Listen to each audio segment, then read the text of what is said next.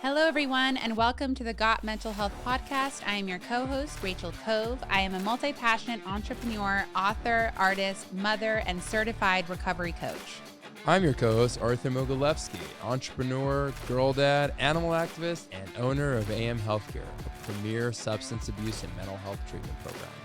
With the collective experience of 21 years working in the mental health field, we are excited to bring to you a safe and fun place to talk all things mental health. We will be interviewing experts, thought leaders, entrepreneurs, and professionals in the entertainment industry to better educate, inform, and inspire our community to have positive mental wealth. Welcome, everyone, to the Got Mental Health Podcast. I am your co-host, Rachel Cove, and my usual co-host, Arthur Mogilevsky, is not here today, so I am solo in the studio.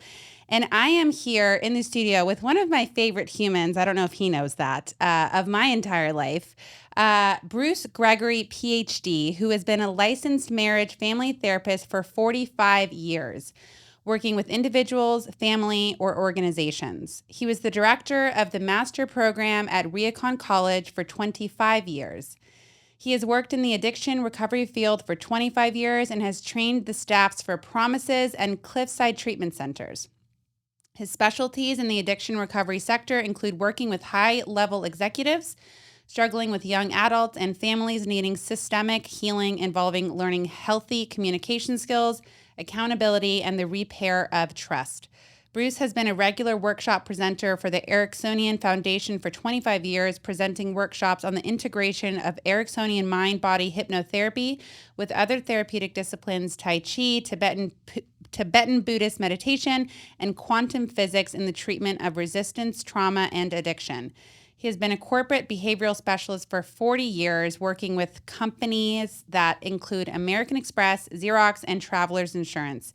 He has published a series of articles in integrating Ericksonian Mind-Body Hypnotherapy with classical music, composition theory, Tai Chi, Tibetan Buddhist meditation, mathematics, and quantum physics.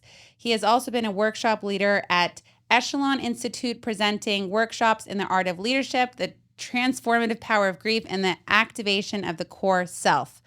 Welcome to the Got Mental Health Podcast, Bruce. Thanks, Rachel, for having me. What an incredible biography. I mean, there's so many points that I want to delve into. But the first thing I want to delve into is how you got to be who you are today. What led you to want to get involved in the world of psychology?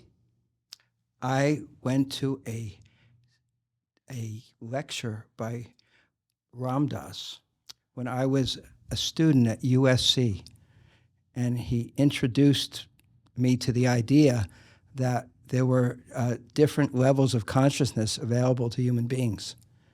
So I set out on a journey to learn about it. How old were you? 19. Oh wait, did you actually meet Ram Dass? No, I never met Ram Dass, but I met one of his partners 20 years later. So what about the experience motivated you, intrigued you to want to pursue a career in psychology? That experience actually didn't. What motivated me to go into psychology was that 2 weeks before my 13th birthday, my sister died of leukemia, and she was 11. So that was pretty challenging on many, many levels. And it inspired me to learn about how the mind worked. Wow. I didn't know that. Yeah. So I read a lot of books, and one of them was a book by an English psychiatrist from Scotland named R.D. Laing called The Politics of Experience.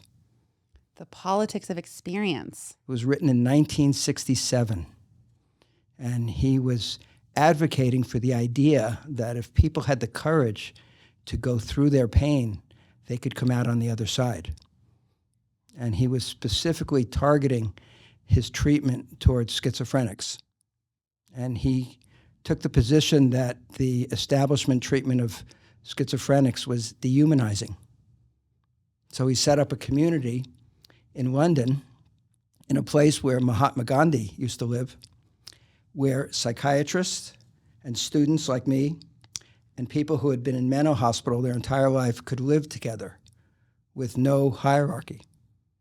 It was an experiment. It was a social experiment to see what would happen if you treated people who had been called crazy like human beings, and they might respond. How did they respond? They respond with a lot of terror because they lived in a world of terror. But they responded to kindness. And it propelled me to do further reading. You love to read. I read, yeah. How often do you read today? I read almost every day. What do you like to read? I read books on mathematics and physics and Tai Chi. Okay, so let's delve into that for a split second. It's probably going to be more than a split second because I don't think I've actually ever seen these words together where you're using quantum physics to, hold on, let me just get this where it is really quick. Explain to me what you're doing with quantum physics and how you're using quantum physics to establish change. Is that what I read? Yes. Okay. Go into that, because what does that mean? What does that mean is that there was a psychiatrist from Wisconsin who transported himself to Phoenix, Arizona in the mid-20th century, and his name was Milton Erickson. And he has been recognized probably as the most effective psychotherapist of the 20th century because he could treat cases nobody else could treat. And he identified a way of speaking with the unconscious in a person to activate unconscious healing processes. And what he did in 1964, which very few people in the Erickson world even know about today, he wrote a 11-page protocol on how to deal with resistance. And he identified the steps for dealing with resistance. And it turns out that these steps use the same principles that are used in Tai Chi all the time. And the main variables that he identified happen to be the primary variables from quantum physics. And there's a complete overlap between the three. And most therapists don't know anything about this. I've never heard of anyone other than you that knows anything about this. So how did you go from not knowing anything about this to all of a sudden investigating quantum physics in relationship to resistance? When I went for my doctorate in 1973, when I was 23 years old. Wait, 23? 23. But you said you first got motivated at 19. Yeah. By 23, I was in a doctorate program. Wow. And I got my doctorate by the time I was 25. But the first day at the doctorate program, I walked into a room of 75 people, and I caught the eye of a guy across the room. We became best friends. It turns out that his dad was the private attorney to Lyndon Johnson, the president. And he had been working in his own therapy with a private consultant who provided counsel for leaders in the government. And he introduced me to her. And I worked with this woman for many years. And at one point, we did a series of television shows in Houston, Texas, for the Christian community, showing the relationship between the New Testament and psychology. Wow. Epic. But it turns out that this woman was going to hypnotherapy to improve her bowling. And the person she was going to hypnotherapy with was the man Erickson chose to write his books with. And she suggested that I go to a workshop and meet this man whose name was Dr. Ernest Rossi, who actually wrote 40 books and published 175 articles in his lifetime. And that's a fairly large number. That's large. And what happened after Milton Erickson died is Ernie Rossi wanted to show how Erickson's work was related to the sciences, that psychology wasn't just hocus pocus and feel good kind of things, that it had a scientific basis. So he wrote a series of books that showed the relationship between psychology, biology, physics, and mathematics. And along the way, he suggested I do some reading. And that's how I got involved in it. So in the practical approach of using mathematics to help someone psychologically, what are the steps around that? Well, it turns out that mathematics is considered the foundation of all the sciences. Okay? Most people don't know that. And most people don't know who was considered the father of modern science. Do you? No. The father of modern science is considered to be Galileo. Wow. And Galileo wrote this very weird book in 1632 where he stood up to a pretty narcissistic organization at the time that was going along with the views of Aristotle, who had suggested that the sun went around the earth and the earth was the center of the universe. And Galileo came out and said, no, actually the earth goes around the sun. And this organization found this idea offensive, which was actually a fact, but they found it offensive.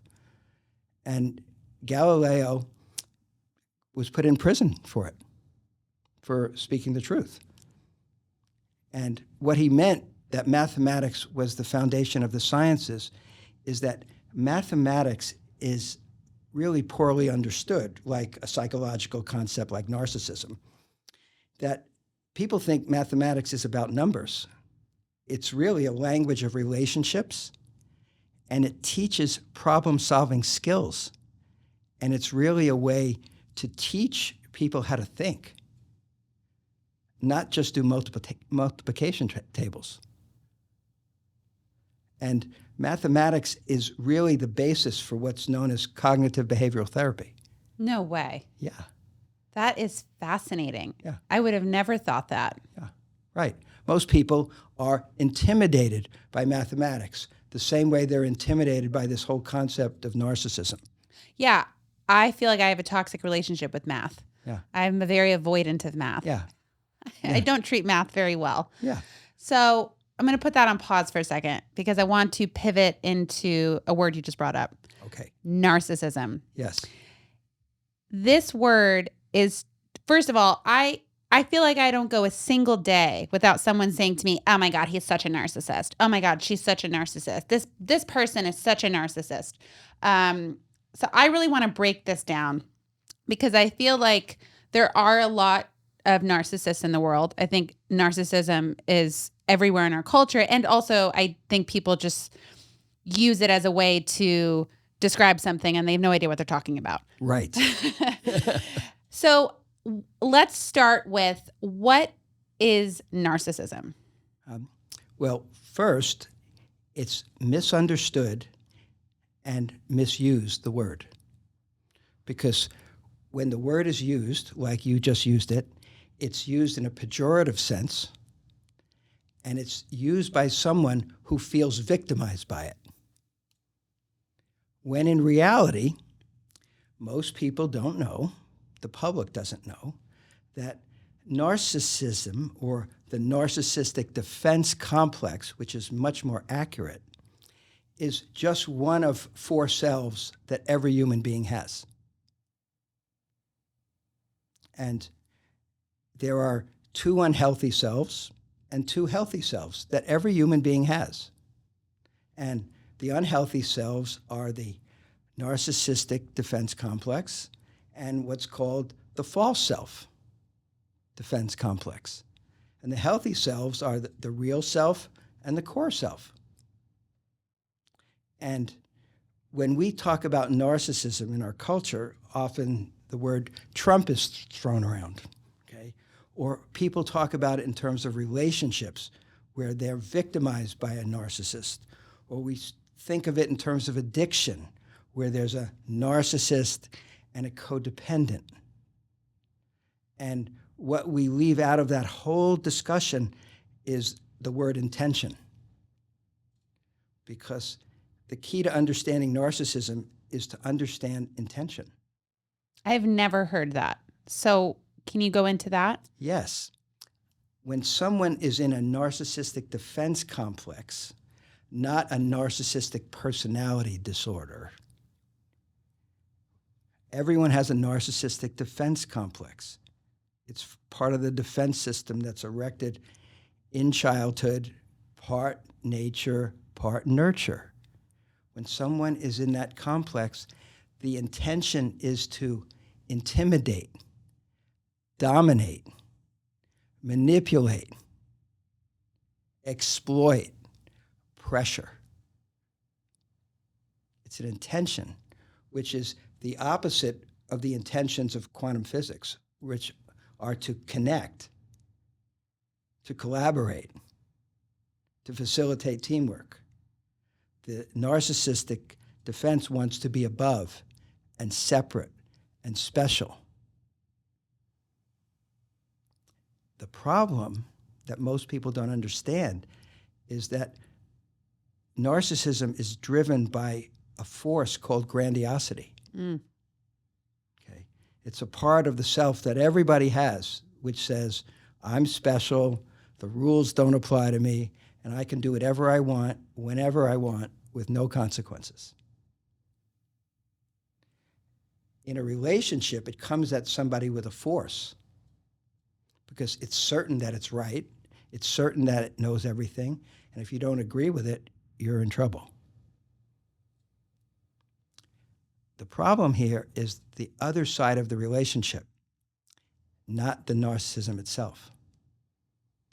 The problem is the person on the receiving end thinks they can get away with being a victim.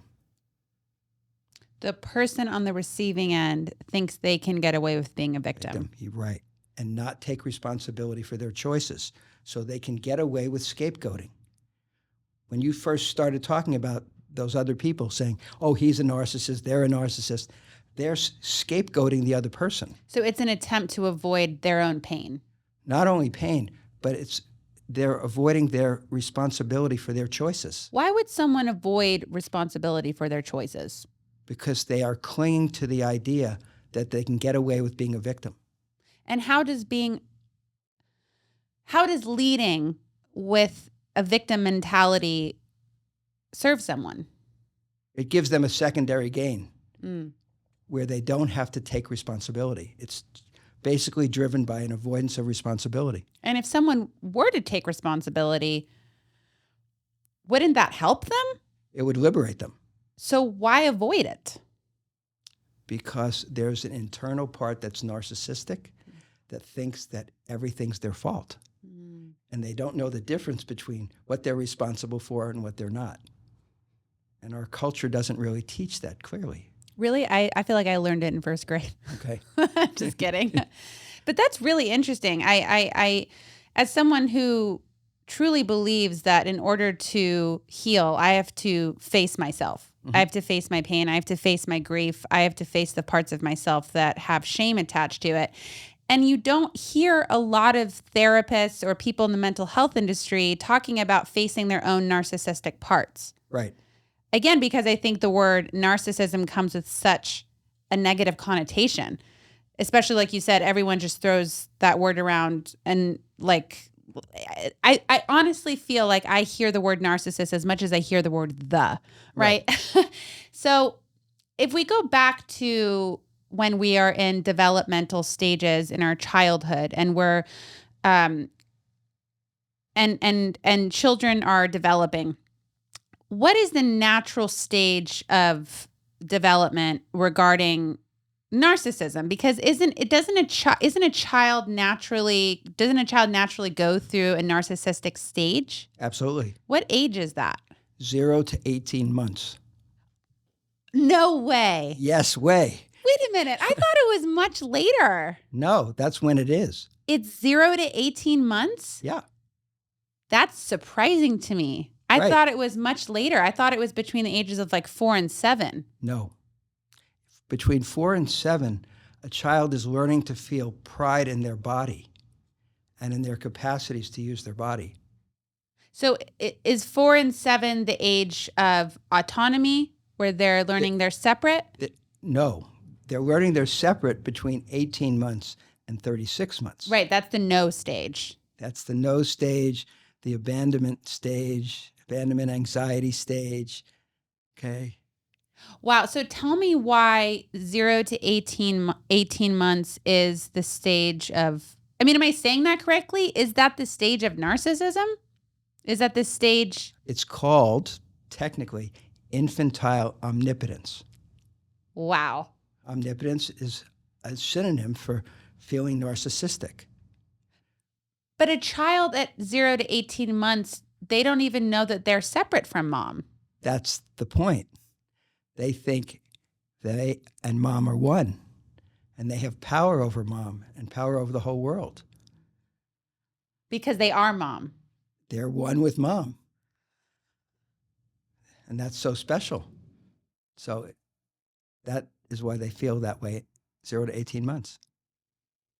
I'm just registering this. This is Yeah. just, I'm digesting this information. It's quite shocking. I feel like I've been telling people the wrong information for a long time, so I apologize. But Can I take it to the next level just for a second? are we going deeper? Not deeper, just a piece of information. Okay. There was a book written 40 or 50 years ago. It's called Oneness and Separateness. Anybody can get it on the internet. It details the first 36 months of a child's life and what the psychological needs are and how they evolve. Oneness and separateness. Oneness and Separateness. Everyone get that book now. That's an interesting book. Yeah, it's a great book. I wish I knew about that book. So, okay, 0 to 18 months. Let's focus on this time. Because I had a therapist on here one time, and she was talking about how parents don't naturally help their kids develop in healthy ways anymore. That's true. So how does one help their child develop through the 0 to 18 month stage? During that stage, you're as present for the child as possible. So the child feels like you're there and they get a lot of affection.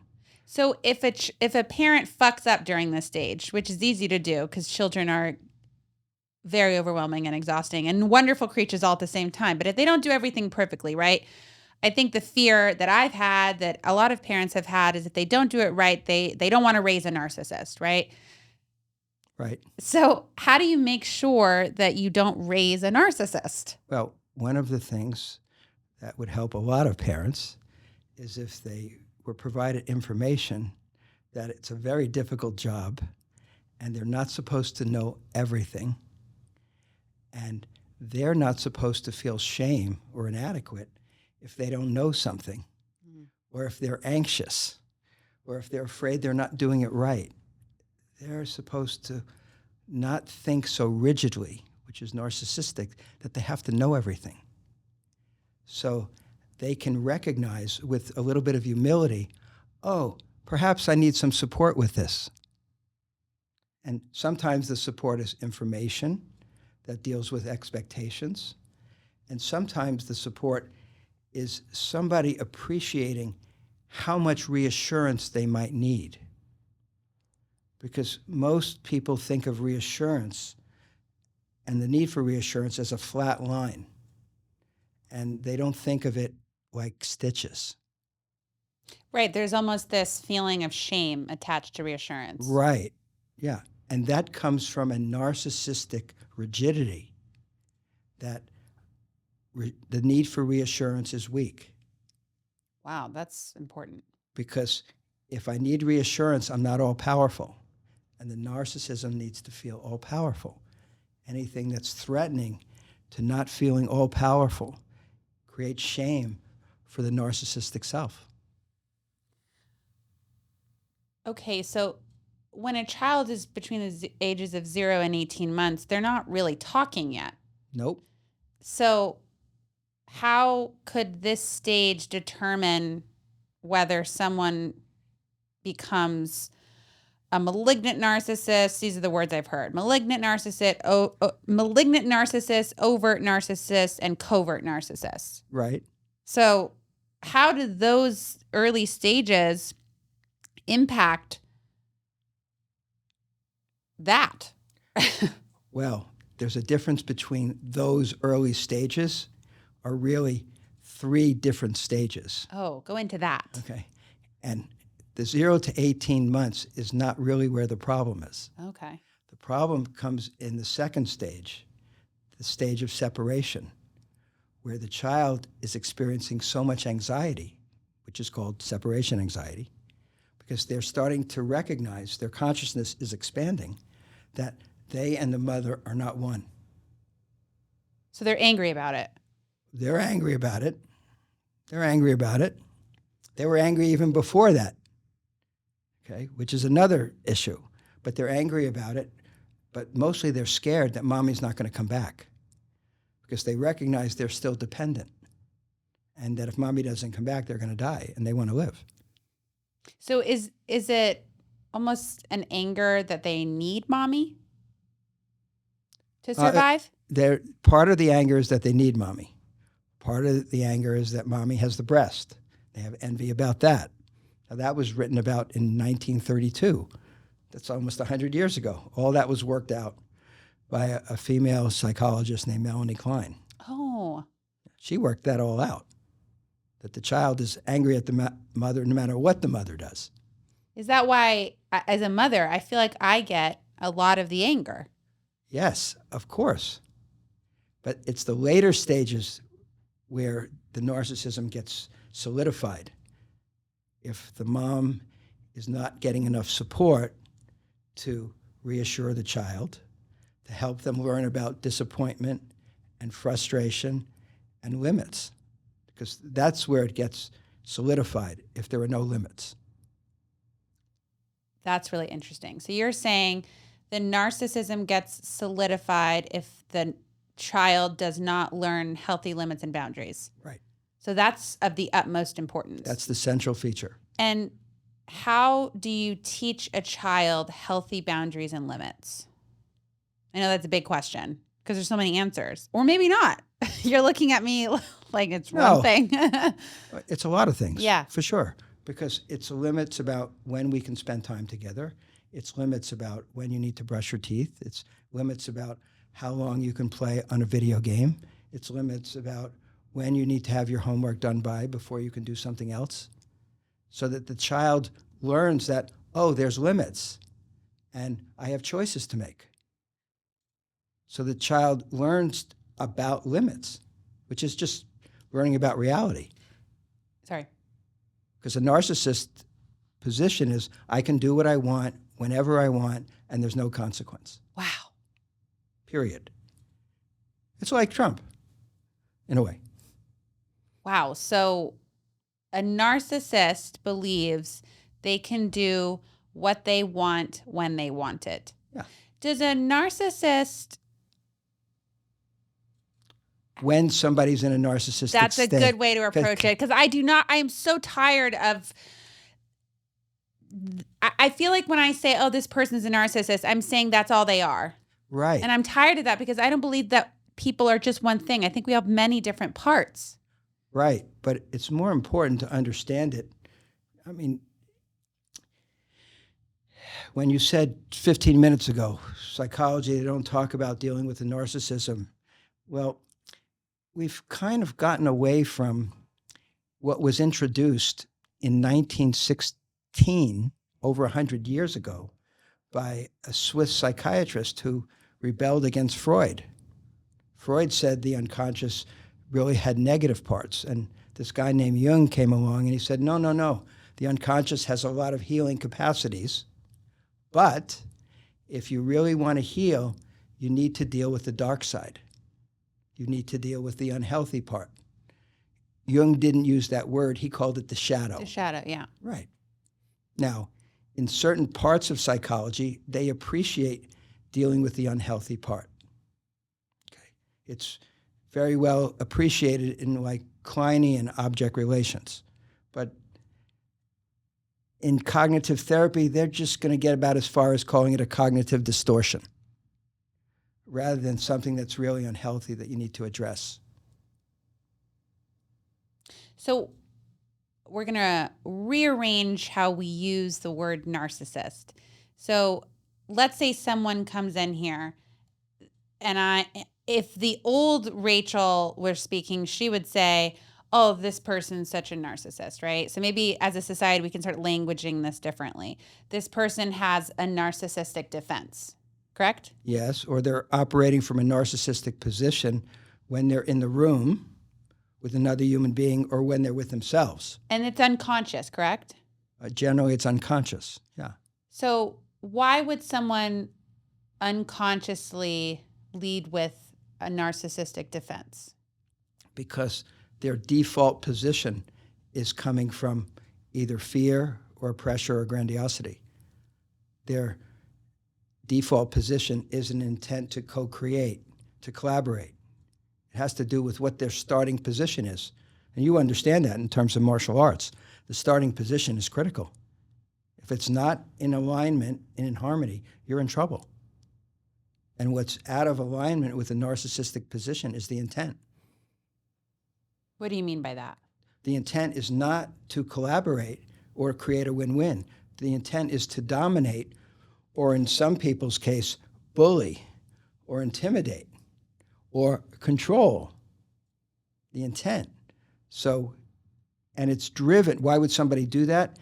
They would, if I can take a leap and talk about it in terms of like science and biology, narcissism can be understood as like being a kind of psychological virus. You know, like the Egyptian virus, denial. Because narcissism is driven by denial, that I'm out of control, that I'm not in harmony, that I don't need support, that I don't have a problem. Denial's driving all of it. That's why somebody would do it, because they're in denial. And when someone goes into a treatment program in the 12-step world, the first part of the treatment is to break down their denial so they can get humble and stand up and say, I'm this, I have a problem, and I need help. That's called containing or deconstructing the denial. Now, many logical tools have been worked out for dealing with the denial. Like, for example, what's your strategy? How's it working? Where did you come up with it? Who told you it was a good idea? Because the idea in those questions is to create doubt. Because the narcissistic person is certain that they're right. And they're certain that they know everything. And if you can create doubt, they're going to stop being so grandiose. Wow. So if you stop creating doubt, they will stop being so grandiose. If you create doubt in them. If you create doubt in them. So how would you create doubt in someone with a narcissistic defense? Great. The standard example is for a therapist is a couple comes in, and this is 70, 80% of the time, not all the time, and the therapist turns to the man and says, why are you here? And the guy says, because she told me to. She asked me to come. Well, do you do everything that she asks? Clearly the answer is no. Okay. Well, do you think there's a problem? No, I don't think there's a problem. Okay. Well, what was your strategy to convince her of that? Because it didn't work. That's an example of creating doubt. And what happens if they don't know? The whole idea is get them to experience, I don't know. But then doesn't anger usually pop up? Yes. And doesn't the anger get projected onto the therapist? Yes, absolutely. And you want that to come out? You want it to come out because you want to introduce, do you know the difference between healthy and unhealthy communication? That's really good. It's a simple question. But now the person's either going to say yes or no, or I don't know, or they're just going to give a response in their body language. Do you have empathy for people with narcissistic defenses? Well, I think the more appropriate term would be compassion. Compassion. You know, like compassion for Trump. Right. Okay. I mean, Trump's the kind of person who's really suffering inside. So are people with narcissistic defenses able to change? Sure. But they have to be willing to change. Sure. They have to be willing to change. But You find that out by asking them questions. What kind of questions? Because I'm sure some husbands or wives or children are coming into this interview thinking, well, in their minds, they're saying, I have a narcissistic father, I have a narcissistic wife, I have a narcissistic husband, right? But God, I love them so much.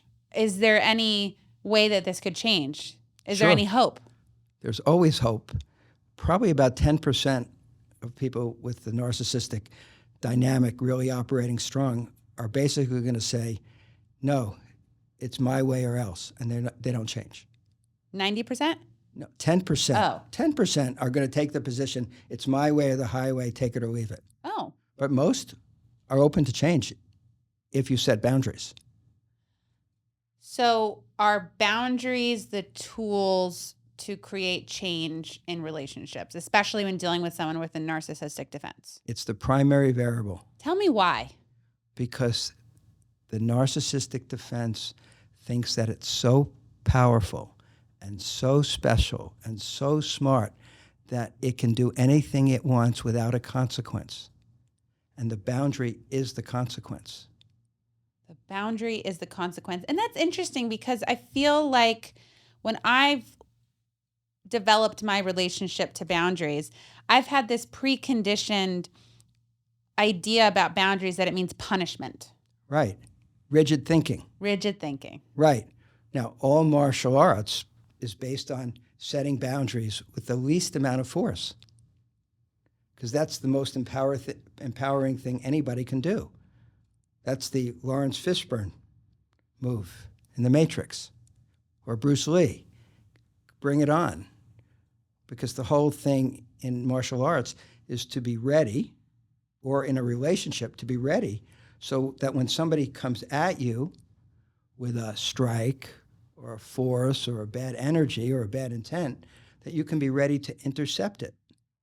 And the interception is a boundary. I love that so much. That should be a bumper sticker on a car, because I feel like we live in a society where I feel like 90% of people don't have boundaries. I'm one of them. I am only just learning in the last few years what a boundary really is and how it helps me as a human being. Would you say that boundaries keep people safe emotionally and physically? Yeah, it's the key. That's what you do in martial arts all the time. You're just defending. You're setting a boundary to communicate something. You can't hit me. I can take care of myself. That is so beautiful. Can you say that again? It sends a message to the person's unconscious, you can't hit me. Bruce Lee was the greatest at this because he wouldn't even have to intercept. He would just get out of the way. He wouldn't even have to go like this. But the message is, you can't hit me. The Chinese understand these principles in great detail. You can't hit me. So that's physical, right? That someone could go, okay, well, obviously I'm not going to let this person hit me. What would someone with a narcissistic defense be hitting someone with? I don't mean physical. No, you're talking about a psychological communication, Yes. which would be called some kind of verbal assault. Yes. Right. They would be hitting somebody with an opinion that behind it is a lot of pressure and a lot of certainty. And the response, which has been identified by the Chinese and by Milton Erickson, is the first response in psychology is to validate. In Chinese, it's called Pong, P-E-N-G. And instead of going like this, sending the message, don't do this to me, the first thing is, thank you for letting me know where you're at. Thank you for being honest. Okay? Message, I'm not intimidated by that. And what comes next, level of empowerment, in Chinese martial arts, it's called a redirect. And in psychology, it's just redirecting by asking somebody a question. So questioning people as a way of redirecting them. Yes. And the most important thing to question somebody about in terms of integrity and quantum physics and music is to question what their intent is. I honestly, since I've met you, to this day, I say to people, what is your intention with that? And it's really true, because I feel like what happens is it stops them in their track, and they have to actually think about, why did I say that? Right. What was I trying to do with that? What is it that I'm intending to create here? So that it's thought of in terms of creating something. It's an interaction. It's an experience. So the person needs to take responsibility for what they intend to create. That's brilliant, Bruce. So asking the question, was your intention with that, is helping someone take responsibility for what they want to create. Yes, it's empowering them. They might feel uncomfortable because they don't know their intention, or their intention might not be positive. Because many times when people are sharing, unconsciously their intention is to manipulate. When they're sharing an opinion? No. Maybe when they're sharing an opinion, but when they're just sharing, they want to get a reaction out of the other person. Okay. Somebody might want to share, and then they would be humble about what they needed, because it keeps reinforcing and nurturing what the intention is between two people. Do we want to be sensitive? Is the intention to be sensitive? Is the intention to force an agreement? Is the intention to solve a problem, or to brainstorm, or to have fun and play? What's the intention? Just letting that digest. Yeah. That's really beautiful. It's really beautiful, because I feel like then it becomes a process of creation. Co-creation. Co-creation. Yeah, co-creation, rather than someone trying to manipulate somebody into a box. Very interesting. So in regard to the narcissistic defense, what is the fear that is driving the narcissistic defense? The fear that I'm not all powerful, and that makes me inadequate and feeling ashamed. Wow. So it's very different than often the character that they're portraying. Right. It's the opposite. The presentation is confidence and certainty. What's in the background is fear. And how would you help someone with their fear around inadequacy? You would ask them where they learned it and find out some information about when they learned it and what are their criteria for inadequacy. Because from a narcissistic perspective, inadequacy is not being perfect. So they want to be perfect.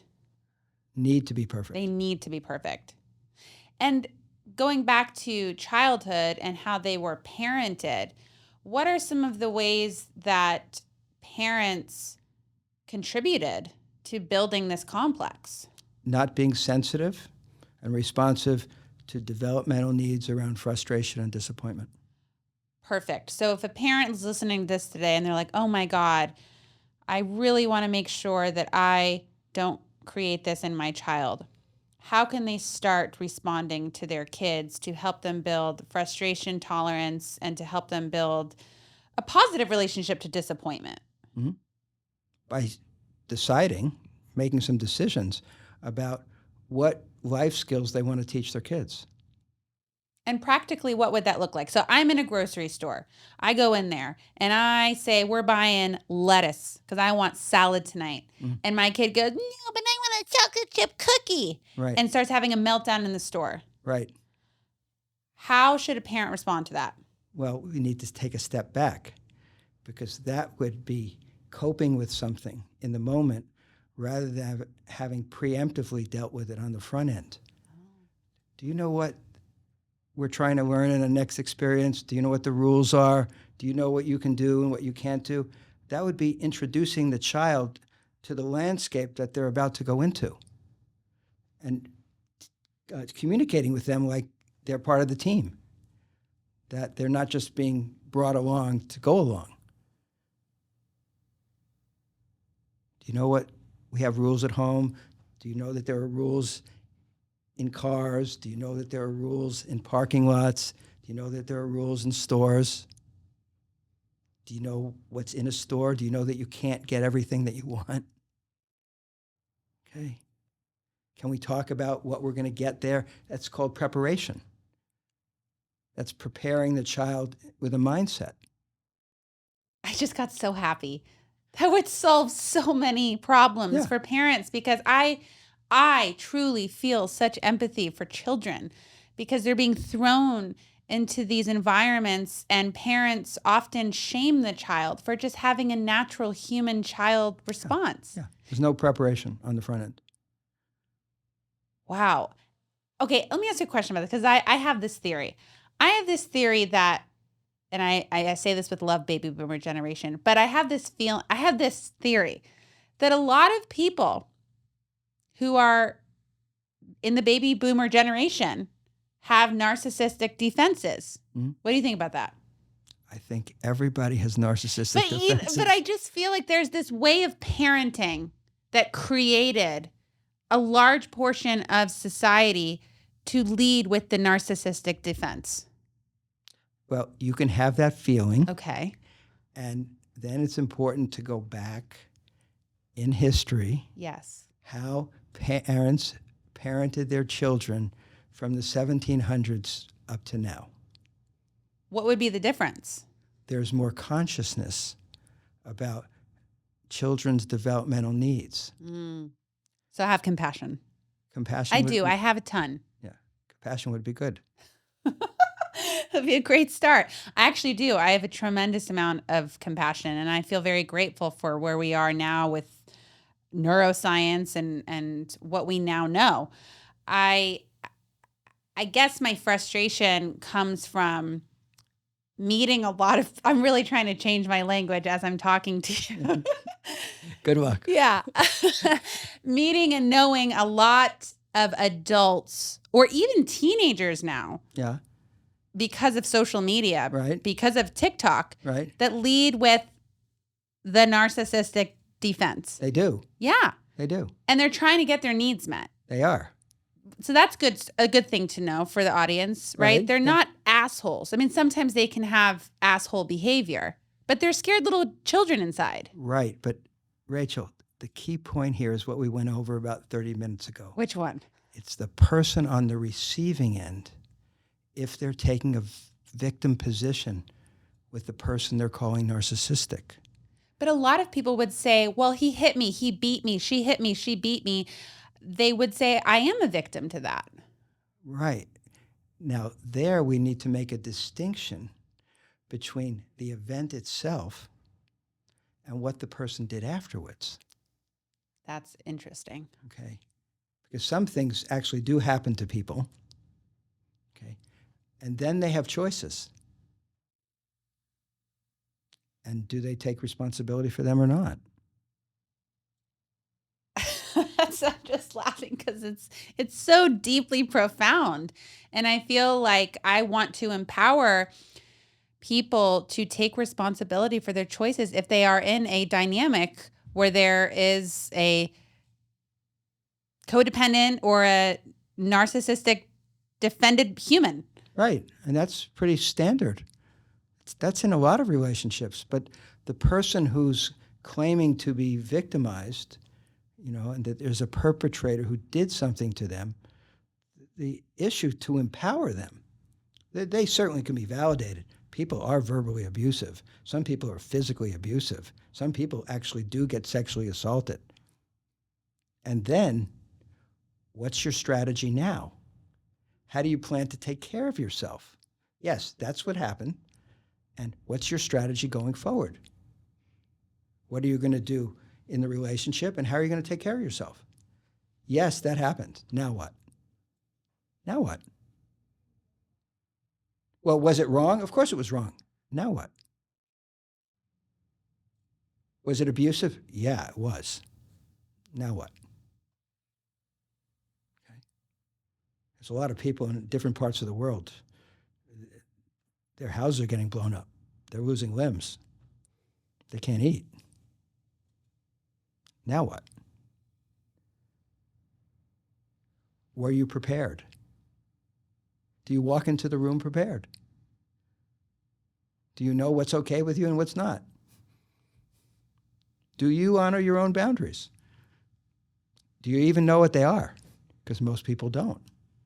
Most people have never even thought about it. Why would this not be taught in school? That's a good question. It's probably the time's not right yet.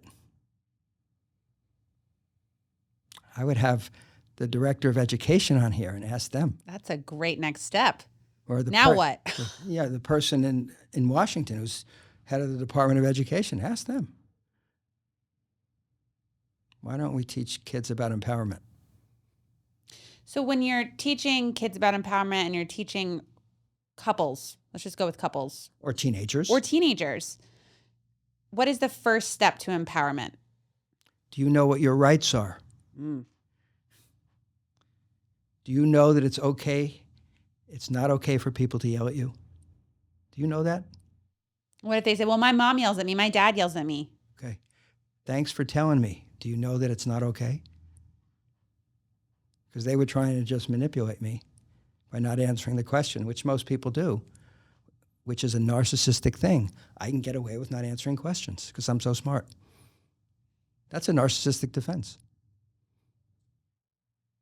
And we all have it. Most people have it. Yeah. So maybe that's a good way to start healing as a society. We all have a bit of narcissistic tendencies. Sure. Okay. So now what? Now what? Are we going to be a victim of it or not?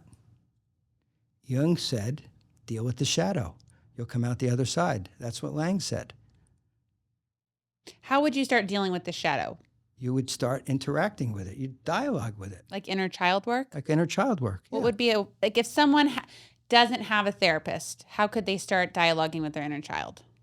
They would write it a letter and they would lie to it and say, thank you so much for kidnapping me. Thank you for interfering with my life. Thank you for coming in uninvited and taking over my conversations and my participation in life.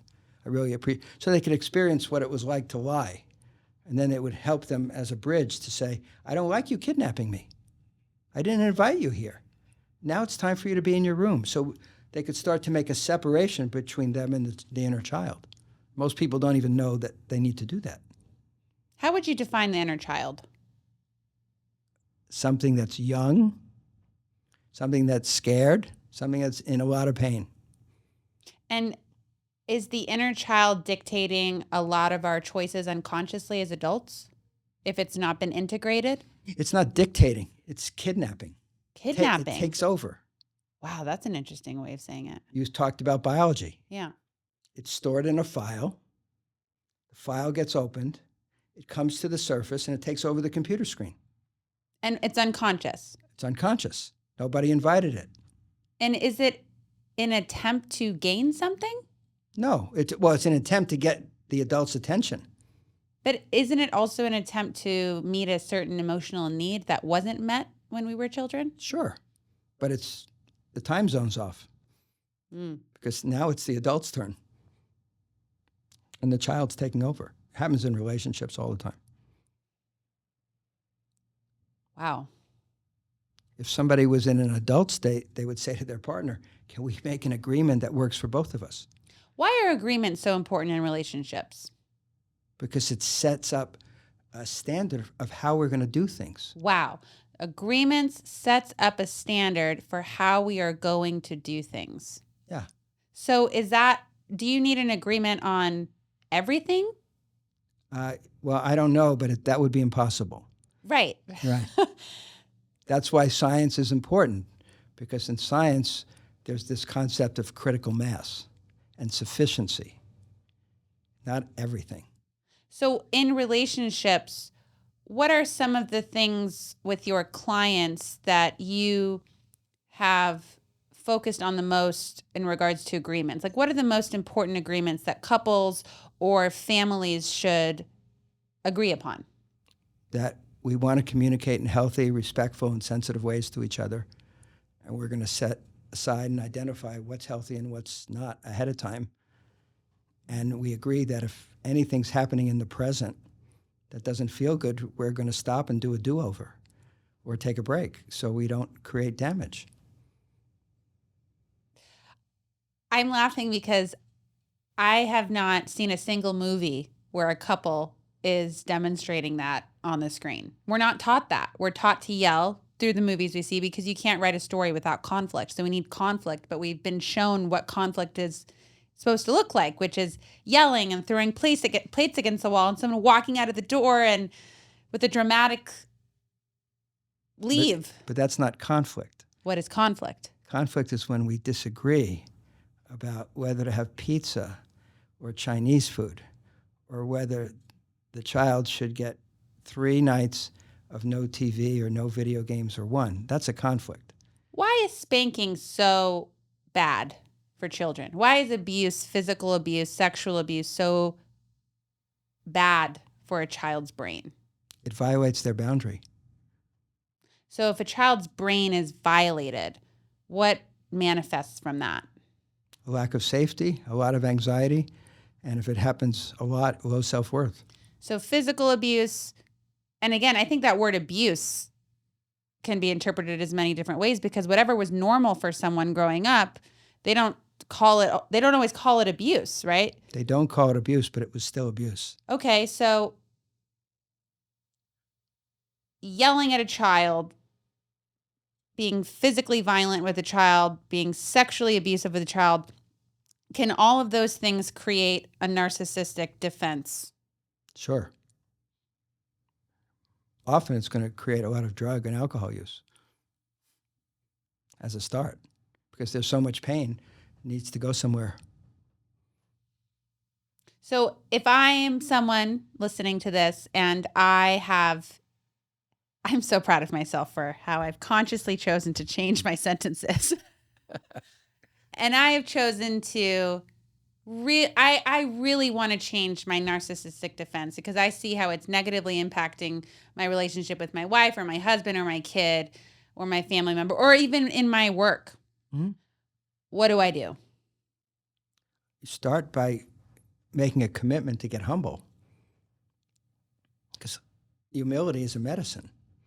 It's a transformative medicine. It's like a psychological antibiotic. And practically that would be doing what? That would be saying as an affirmation, I have a problem. I was out of control. I wasn't prepared, which forms a bridge to I need support. I need help. I need attention. So that the needs become just facts, like stitches, not something to be ashamed of. And how could the codependent support the narcissistic defended human? By asking questions and setting boundaries. And what would be a really constructive way to help validate the process? Do you know that I don't judge you for having needs for support? So good. That's why people go to AA or work the 12 steps. It's just an affirmation of a need for support. But they don't have narcissistic 12-step meetings. They have them all the time. All the time. But they don't That's what they are. That's really true. And if the people at the meetings are working the steps and they're doing step 6, without too much difficulty in digging, they're going to find this narcissistic part as one of the character defects. That's just standard. It's not that standard. I've done many 12-step work and no one talks like you. I'm sorry.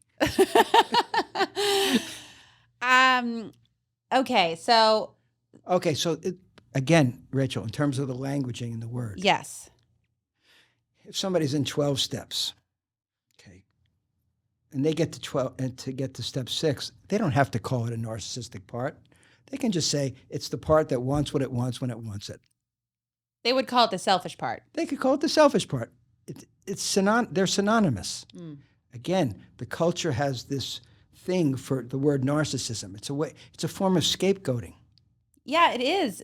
And a lot of people don't think that they're capable of changing. And I think that's sad. It's sad, and they're entitled to their opinion. And you're saying it is possible. Sure. That's exciting. Yeah. Because we have a large portion of humans walking around out there that lead with their narcissistic defense. They do. And a lot of people who are attracted to them. They do. Like 30% of the population. Right. It's how we're in this system.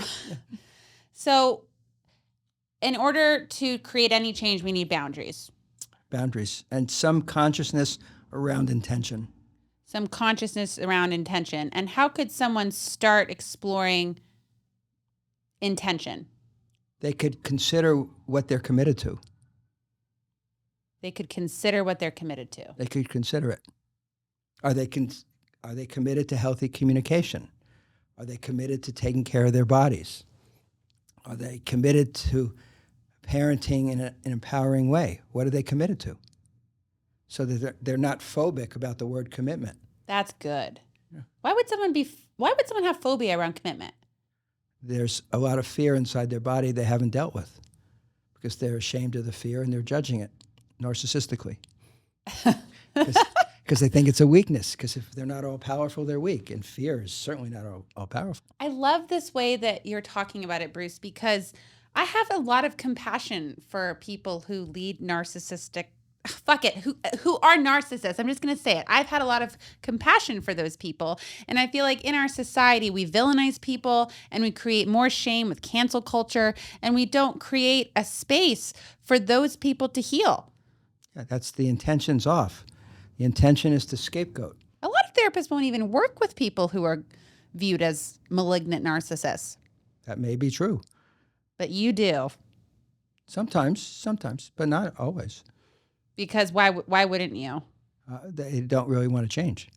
Right. And I'm not in the business of selling them on it. Bruce, that was so good. I have so many more questions. I can't wait to have you back because I have so many more questions. And I really feel like in order for us to create change in our culture and our society, we have to lead with empathy and we have to lead with compassion. And I think it's good that we can all admit that we have narcissistic parts. Yeah, until we deal with that nasty 4-letter word that nobody really wants to talk about, we can't get there. Which one? Fear. Right. I mean, that's what the whole COVID thing was about, fear. And until the culture teaches people how to deal with fear, we can't really make progress. How would you teach people how to deal with fear? I would ask them about their relationship with it. Well, don't you think on a very core, unconscious level, our fear is about fear of death and fear of the unknown? That's just one of the fears in that pizza pie. Some people are just afraid about the future, and some people are afraid about failure, and some people are afraid of disappointment, and some people are afraid of saying no, and some people are afraid of uncertainty. And some people are afraid of making commitments. There's a lot of different fears. The question is the commitment to be a victim or not? No matter what. How would you define victim? Not taking responsibility for choices. It's the basic principle in Buddhism that they've set the stage for understanding life. Someone gets hit by a car and there was a drunk driver that hit them. It's not their fault the drunk driver hit them. No. They're a victim of a drunk driver. So they could be a victim of what they do after, right? Yeah, by not doing anything. What's their choice? What are their choice? What do they need to accept? Because that's part of living here on this planet, is there are a lot of things to accept that are not easy to accept. This is a pretty primitive place. Wow, Bruce, you've got a brain. That's a big brain. That's a lot of valuable information, and I'm so grateful that all of the listeners were able to hear that today. If people wanted to learn more about you or be involved in anything you're doing in the future, how could people find out more information about you? They could check out some of my articles on the internet, which are pretty much up there for free. There's an article on narcissism that I put up there about 25 years ago. The impact of narcissism on leadership and sustainability. It comes right up. God, that's the next one. The next one is the impact of narcissism on leadership ability. That's next. On leadership and sustainability. On leadership and sustainability. That is the next one. Damn, that's good. Well, Bruce, thank you so, so much for your time, your energy, your brain, your intelligence, and just a different way of looking at narcissism. And I really value the way you try to empower people and try to teach people how to take responsibility so that they're not victims. I think that everyone needs to learn how to take responsibility and to not be a victim. I feel like that's how I've found freedom and liberation in my life and created change. And thank you for everything that you do. Thanks for having me. It was great to see you. It was so great to see you. And thank you for all of the listeners. Thank you for all of your feedback. Thank you for all of your comments on social media. We read and see everything. And just ask yourself today, what can I do to take responsibility in my life, in my choices? Do I know how to set a boundary? Do I know how to say no? What is my relationship to fear? So just consider these questions, write them down in some comment, whether it's on YouTube or Spotify or on Apple. And I can't wait to read them and respond myself. All right, guys, have a lovely week. Take care of yourself. Bye.